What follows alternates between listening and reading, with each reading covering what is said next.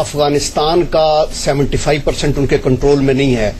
Helmet میں وہ operation لڑتے رہے ہیں. ابھی بیٹل اراؤنڈ کابل ہو رہی ہے, جو سراؤنڈنگ پروونسز اور ڈسٹرکٹس ہیں وہاں پہنچ گئی. یعنی ان کی فرسٹریشن جو ہے وہ ہمارے پہ نکل سکتی ہے, یا وہ فرسٹریشن ادھر نکالیں گے. آلدو یہ جو اسٹریٹجی وہ بتانا چاہتے ہیں, اٹ از باؤنڈ ٹو فیل.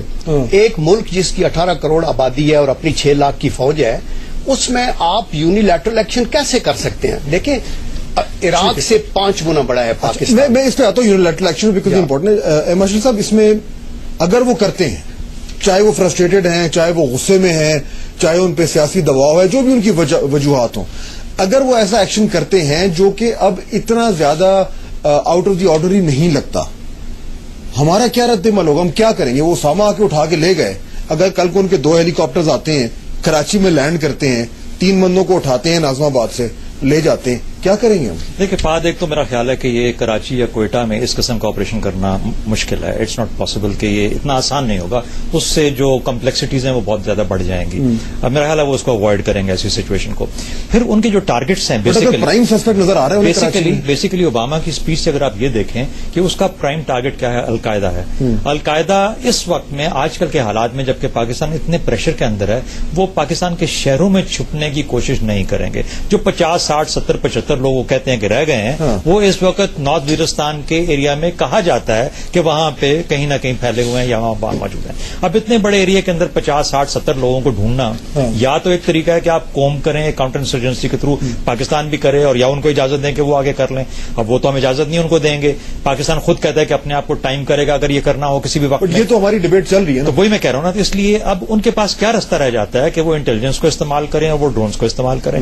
یعنی ان کو ہم بوٹس آن گراؤنڈ پہ اجازت نہیں دے سکتے, ریڈ لائن ہے ہماری, تو اس کے بعد تو اس لیے وہ آ کے تو اس لیے وہ ڈرونز کے اوپر, اور یہ جو کاؤنٹر ٹیررسٹ ان کی جو پالیسی بھی سامنے آئی ہے, کیونکہ یہ سستا کام ہے.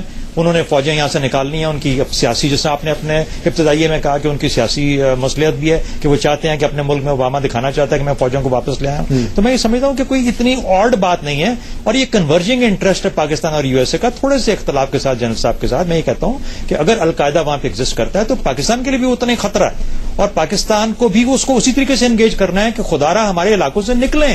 آپ تو آپ کی وجہ سے ہمارے سر پہ اتنی مصیبت, لیکن ہم وہ نہیں کر پا رہے نا فاطمی صاحب. جو نارتھ وزیرستان میں ہمارا ابھی تو معاملہ شروع ہوا نا, لیکن ابھی تک ہم تو یہ کلیئر نہیں ہے کہ اگر القاعدہ ہمارا بھی دشمن ہے, وہ نارتھ وزیرستان میں بیٹھا ہوا ہے, امریکہ کہہ رہا ہے وہاں پہ گھسو, ہم کلیئر نہیں ہیں, ہم نہیں جا رہے. نہیں, بالکل نہیں کلیئر ہیں, کیونکہ بہت سارے ایسی شخصیتیں ہیں جن کو امریکہ نے القاعدہ کا ان پر برانڈ لگایا ہوا. ہم اس سے ایگری نہیں کرتے ہیں. حقانی نیٹ ورک کو ہم القاعدہ کے ساتھ ایسوسیٹ نہیں کرتے ہیں, آپ سمجھ رہے ہیں. تو اس قسم کی ہماری ڈفرینسز ہیں. اس کی جسٹیفیکیشن کیا ہے اس پر ہم نہیں کمنٹ کر سکتے ہیں, وہ ہماری ایجنسیز اور ہماری انسٹیٹیوشنز بہتر سمجھتی ہیں. تو کنورجنس بھی ہے اور ڈائیورجنس بھی ہے.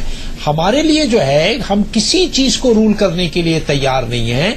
ہاں, کراچی یا کوئٹہ ان کے آپریشنل بیسس پر بہت ڈیفیکلٹ ہوگا, اس میں کوئی شک نہیں ہے. Marshall is absolutely right. مگر اگر ہائی ویلیو ٹارگٹ انہیں ملا, I do not rule out. آئیں گے وہ. I do not rule out any operation if the objective justifies the means. Which means کہ اگر وہ اسامہ بن لادن کے لیے ایبٹ آباد آ سکتے تھے, تو وہ جو کوئی نمبر 2 ہے, وہ نمبر 3 ہے, اگر وہ کراچی میں ہے تو وہ آئیں گے. دیکھیے, اس سے پہلے کراچی سے نازیب آباد سے لیے گئے. فرق یہ ہے کہ اس وقت جوائنٹ آپریشن سے لیے گئے تھے. پنڈی سے پک اپ کیے گئے ہیں, کنٹونمنٹ سے پک اپ کیے گئے ہیں. اس زمانے میں جوائنٹ آپریشنز کے تھرو پک اپ کیے. اب اگر مسٹرس اس ایکسٹنٹ تک آ گیا ہے کہ وہ خود اب پبلکلی کہہ رہے ہیں. اب آپ نے اگر دیکھا ہوگا کہ کس قسم کی ڈبیٹ ہوئی ہے جب کنفرمیشن ہیئرنگز ہوئی ہے, نئے کمانڈر افغانستان جنرل ایسی سخت باتیں, یعنی اوپن. یہ پہلے اس قسم کی سخت باتیں ہوتی تھی تو فورن چیئرمین ریکویسٹ کرتا تھا کہ ان کیمرہ ہم چلے جائیں. اب کسی قسم کی ہیزیٹیشن جو ہمیں کہا جا رہا ہے. اچھا, اس میں جو انہوں نے ایک بات اور ذکر کیا ہے اس رپورٹ میں, انہوں نے لشکر طیبہ کا نام لے کر ذکر کیا ہے, اور یہ کہا ہے کہ یہ خطے کے لیے خطرناک ہے. اس کے اور امریکہ کے پاور میں جو کچھ ہے وہ کرے گا لشکر طیبہ کو کنٹرول کرنے کا, یا اس کا جو خطرہ اس کو منیمائز کرنے کا. جماعت الدعوہ بھی جو ہے اس کا نام ہے. حافظ عبد الرحمان مکی صاحب مرکزی رہنما ہے جماعت الدعوہ کے, ہمارے ساتھ لائن پر ہے. میں ان سے رد عمل لیتا ہوں. حافظ صاحب السلام علیکم. وعلیکم السلام ورحمۃ اللہ. امریکہ جو ہے وہ بہت غصے میں حافظ صاحب آپ کے ساتھ، اور انہوں نے اپنی رپورٹ میں نام لے کر آپ کا کہا ہے کہ لشکر طیبہ جو ہے بہت بڑا خطرہ ہے اور ہم جو ہے اس کے جو کچھ ہماری پاور میں ہم کریں گے. کیا رد عمل ہے آپ کا؟ دیکھیے جی، ہم تو جماعت الدعوہ سے تعلق رکھتے ہیں اور لشکر طیبہ جو ہے وہ ایک خالص کشمیر بیسڈ آرگنائزیشن NGO ایک تنظیم ہے اور جس کا سارا ایجنڈا کشمیر کی تحریک آزادی سے متعلق ہے. امریکہ کے وار آن ٹیرر سے لشکر طیبہ کا کوئی تعلق نہیں ہے. حافظ صاحب، انہوں نے بھارت کے حوالے سے بھی آپ کا ریفرنس دیا نا کہ یہ جو لشکر طیبہ ہے جو کشمیر میں کر رہا ہے یہ بھی خطے کے لیے بہت خطرناک ہے. دیکھیے جی، خطے کے لیے کیوں خطرناک ہوگا؟ آزادی طلب کرنا، آزادی مانگنا اس دنیا میں ایک بہت بڑا مقصد ہے جس کو پوری دنیا تعریف کرتی ہے. کشمیری آزادی چاہتے ہیں، لشکر طیبہ کشمیریوں کی جماعت ہے، اس کو کس طرح دہشت گردی سے جوڑا جا سکتا ہے؟ حافظ صاحب، کوئی جو امریکی دباؤ ہے وہ آپ تک پہنچ رہا ہے کہ کسی ادارے کے ذریعے یا حکومت پاکستان کے ذریعے کوئی دباؤ آ رہا ہے، اور اس کے رد عمل میں آپ کیا کر رہے ہیں؟ دیکھیے جی، ہم تو جماعت الدعوہ سے تعلق رکھتے ہیں جیسا میں نے واضح کیا، اور الحمدللہ پورے ملک میں ہم تو اپنا تعلیم، تربیت کا اور فلاح انسانیت کا سارا کام کر رہے ہیں. البتہ لشکر طیبہ اس وقت کشمیر میں منظم ہے پوری طرح، اور وہ تحریک آزادی کے لیے باقاعدہ کھڑی ہے، اور یہ صرف بھارت کا اور امریکہ کا پروپیگنڈا ہے. اس مسئلے کو وار آن ٹیرر سے جوڑ دینا کہاں کا انصاف ہے؟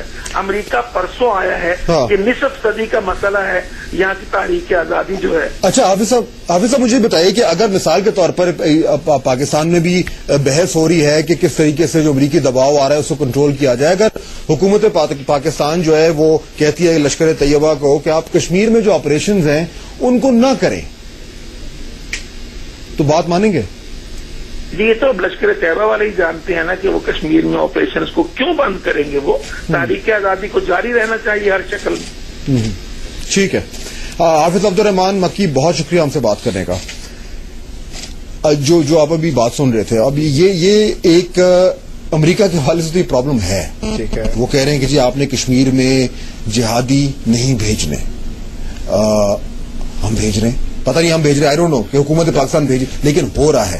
یہ مسئلہ اس کا کیا بنے گا؟ کنورجنس کیا ہوگی؟ دیکھیں، جہاں تک تو یہ تحریک کے آزادی کا تعلق ہے کشمیر کا، اس میں تو ہمارا موقف بالکل واضح ہے کہ سلامتی کونسل کی قراردادوں کے مطابق ان کو حق خود ارادیت ملے. ٹھیک ہے، وہ تو آفیشیل پوزیشن ہے. اس کے اوپر جو ہماری پوزیشن پاکستان کی ہے وہی پوزیشن ہماری سارے گروپس کی ہونی چاہیے. پاکستان کے اندر سے اگر لشکر طیبہ کی بیس ہو یا جماعت الدعوہ کی اور آن دیئر اون ان کا کوئی ایکشن ہو تو وہ آبویسلی نہ ملکی قانون کے نیچے آئے گا نہ بین الاقوامی قوانین کے نیچے آئے گا. ہم سب پاکستانی اور ہمارے سب کے دل کشمیریوں کے ساتھ دھڑکتے ہیں، اور ہم یہ چاہتے ہیں کہ جو ملک کی حکومت ہے، لیکن دنیا ہماری بات مان نہیں رہی. دنیا ہماری بات مان نہیں رہی. یہ بات ہے کہ ہمیں اگر اس میں کچھ سچائی ہے تو ہمیں اپنے گھر میں بیٹھ کے اس کو سیٹ کرنا چاہیے، اور یہ دیکھنا چاہیے کہ امریکہ جیسے ملک کو بھی ڈائریکٹلی لشکر طیبہ کو الٹیمیٹم دینے کے بجائے یا جماعت الدعوہ سے بات کرنے کے بجائے پاکستان کی حکومت کے ساتھ ڈائلاگ کرنے چاہیے اور بیٹھ کے سارٹ آؤٹ کرنا. Okay, well take a break ہے، بریک لیتے ہیں، اس کے بعد واپس آتے ہیں تو اس ڈسکشن کو آگے بڑھائیں گے کہ جس طریقے سے یہ صورتحال امریکہ اور پاکستان کے درمیان پھنس رہی ہے، اس میں کیا کمپرومائز ہو سکتا ہے؟ پاکستان کہاں پہ لچک جو ہے اس کا مظاہرہ کر سکتا ہے، کہاں پہ اپنی پالیسیز پہ نظر ثانی کر سکتا ہے، اور کیا امریکہ بھی ہماری جو پوزیشن ہے اس کو سننے کے لیے تیار ہے کہ نہیں ہے، اور اگر نہیں ہے تو اس کا آؤٹ کم کیا ہوگا؟ بریک کے بعد.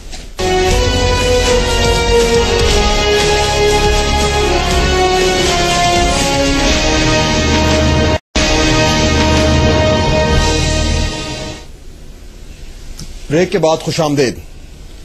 بات ہو رہی تھی کہ پاکستان کو امریکہ سے کتنا خطرہ ہے، کتنا نہیں ہے، اور کیا ہم جس صورتحال میں پھنسے ہوئے ہیں کیا یہ ممکن ہے کہ اگر ہمیں کو اپنی پالیسی چینج کرنی ہو تو ہم کر بھی سکتے ہیں کہ نہیں؟ احمد شاہ صاحب آپ مجھے بتائیں، بلکہ میں تو یہ کہوں گا کہ آپ تینوں جو ہیں وہ اسٹیبلشمنٹ کا حصہ رہے ہیں. تینوں آج میرے تینوں مہمان جو ہیں ون وے دی ادر جو پالیسی میکنگ ہوتی ہے، ہم کہتے ہیں اسٹیبلشمنٹ چلاتا ہے خارجہ policy, one way the other all three of you have been involved. مجھے یہ سمجھائیں کہ ابھی اگر ایک اسٹریٹجک چینج کرنا ہے، start with you and you can jump in, اگر ایک اسٹریٹجک چینجنگ پالیسی ہونا ہے، یہ پالیسی کا چینج کرنے کی کیپیسٹی کون بناتا ہے؟ مطلب یہ جی ایچ یو میں بن رہی ہے فار ایگزامپل، تو تھنکنگ کیا ہے؟ مطلب اس ٹائم کوئی وہاں پہ بیٹھ کے سوچ رہا ہوگا کہ یار 60 سال سے ہم یہ پالیسی چلا رہے ہیں، اٹس ناٹ ورکنگ، چینج کرنا ہے.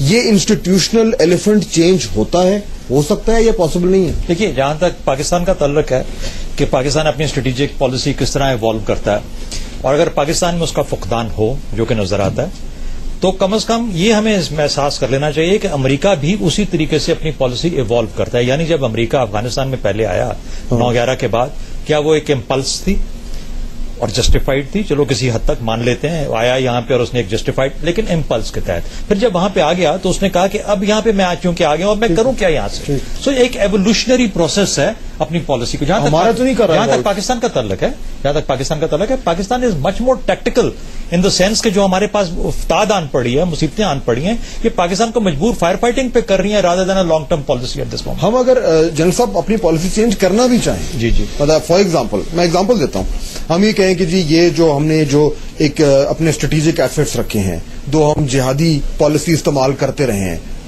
پرانے زمانے سے, وہ ہم چینج کرنا چاہتے ہیں. آج ہم کہیں ہمارے میں کیپیسٹی ہے کہ وہ کر سکیں؟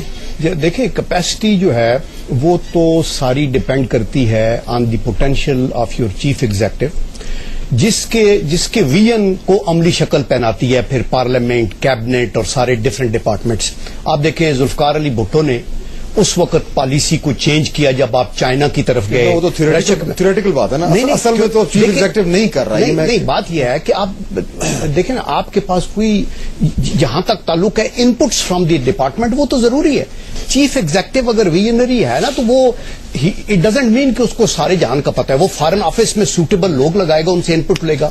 وہ ڈیفینس فورسز کے میں سوال کو تھوڑا سا اور مزید فوکس میں جاننا ہی چاہ رہا تھا کہ آج اگر ہم کہیں کہ جی ہم یہ جو ہماری پالیسی ہے کہ ملیٹنسی کو یوز کرنا, ٹھیک ہے, اگر ہم کہیں کہ جی ہم نے اس کو بند کرنا ہے, ٹھیک ہے, ہم اس کو سوئچ آف تو نہیں کر سکتے.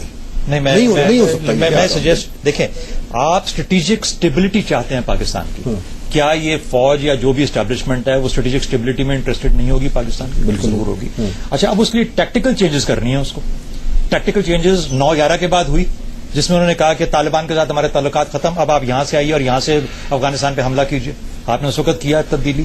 تو جب اسٹریٹجک اسٹیبلٹی آپ کا مین فوکس ہو اور مین انٹرسٹ ہو پاکستان کے کانٹیکسٹ کے اندر, تو پھر ٹیکٹیکل ویریشنز آپ کی سوچوں میں آتی رہتی ہیں. لیکن میں یعنی یہ سبجیکٹ ہے دونوں کا, یہی پڑھایا جاتا ہے انہیں اور یہ پڑھاتے بھی ہیں.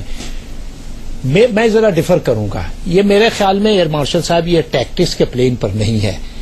ہمیں جو جنرلوں نے پڑھایا, اور ہم 3 جنرلز کے ساتھ کام کر چکے ہیں اتفاقاً, اور بڑے ڈسٹنگوش جنرلز, یہ میں اس کو کہوں گا اسٹریٹجک چینج تھا 9/11 کے بعد. یہ پاکستان کی اتنی ڈرامیٹک چینج تھی کہ I would characterize it as a strategic change. لیکن سسٹین نہیں کر سکے. ہاں, اب جو ہے پھر ایک اسٹریٹجک چینج کی آپ کو ضرورت ہے, کیونکہ یہ آپ نے جہادی لشکر وغیرہ وغیرہ, کشمیری آرگنائزیشنز اور ساری جو ریجن میں اور ملک کے اندر جو پالیسیز آپ نے پچھلے 10 سال یہ 30 سال سے میں کہوں گا جو آپ سسٹین کر رہے ہیں, اس چینج کے لیے آپ کو پولیٹیکل لیڈرشپ کو, جنرل صاحب جیسا کہ فرما رہے ہیں, سارے انسٹیٹیوشن سے ان پٹ لینا پڑے گا, اور ساتھ ساتھ کیونکہ پاکستان میں جمہوری حکومت ہے تو آپ کو ساری پولیٹیکل پارٹیز کو آن بورڈ لینا پڑے گا, ایک نیشنل کنسنسس بنانا پڑے گا. اگر آپ کرنا چاہیں تو. اگر آپ کرنا چاہیں, اگر آپ کنونسڈ ہیں جیسا کہ شہزاد صاحب کہہ رہے ہیں کہ یہ ہمارے نیشنل انٹرسٹ میں ہے. لیکن ہم نہیں ہیں ابھی کنونسڈ. نہیں, میرا نہ کنونسڈ ہے, نہ حکومت میں ایسا کوئی مجھے نظر آ رہا ہے کہ حکومت جو ہے اپریشیٹ کر رہی ہے کہ کتنے بڑے چیلنجز اسے کانفرنٹ کر رہے ہیں اس ملک. اگر ایسا ہے جنرل صاحب, اگر ایسا ہے کہ ہمارے پاس کنسنسس نہیں ہو رہا, تو یہ جو ایک امریکہ کی طرف سے ہمیں خطرہ آ رہا ہے کہ ڈرون حملوں میں اضافہ ہوگا اور اس کے ری ایکشن میں جو کچھ ہوگا, یہ میپ میں نے یہاں رکھا ہوا ہے کہ اس میں یہ ایریا جس کی ہم بات کر رہے تھے, یہاں پہ ساری کانسنٹریشن ہے فی الحال. لیکن اگر یہ امریکن ڈرون حملے زیادہ بڑھتے ہیں تو خدا نہ خواستہ یہ کہیں بھی جا سکتی ہے. ہمیں اگر ہمارے پاس ہماری حکومت میں, ہمارے اداروں میں اگر یہی کنسنسس نہیں ہے کہ ہم نے کیا اسٹریٹجک چینج کرنا ہے, تو اس تھریٹ کا سامنا کرنا تو بہت دور کی بات ہے. دیکھیں, میں یہ سمجھتا ہوں کہ پریزنٹلی جو ہمارا مسئلہ ہے نا, وہ کیپیسٹی کانسٹرینٹ ہے ہماری لیڈرشپ کے اندر. ود آل آنیسٹی آئی پرے کہ یہ ٹھیک ہوتے اور ان کو پتا ہوتا. یہ سپریم